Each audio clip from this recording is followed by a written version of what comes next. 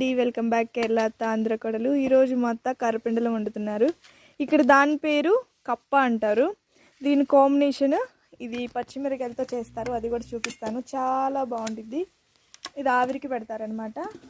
ఇవి కాందారి ములుగు అంటారు. చిన్న మిరపకాయలు చాలా మంట పడతాయి.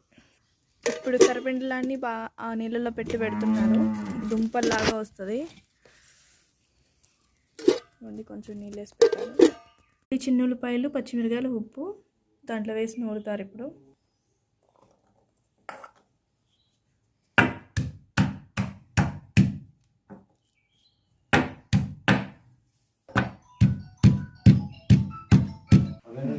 ఇది అయిపోయింది.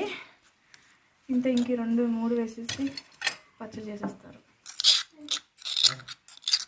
వేడి వేడిగా కర్రపెండలు